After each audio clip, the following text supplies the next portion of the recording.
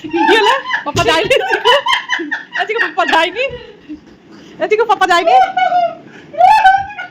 আজকে পাপা যায়নি? হ্যাঁ, কেমন সারপ্রাইজ হলি বল? কেমন সারপ্রাইজ হলি? কেমন সারপ্রাইজ হলি তাই বল? আরে হট করে পাপার টিকিট তো হয়নি আগেই, তারপর মিঠুন আঙ্কেলকে ফোন করলো, বললো আর আসতে হবে না, ওই বসে সারাদিন গেলে শরীর খারাপ লাগবে, আরো বেশি মাথা যন্ত্রণা হবে, ওই জন্য টিকিট ক্যান্সেল হলো। তা কতটা খুশি হলি বল?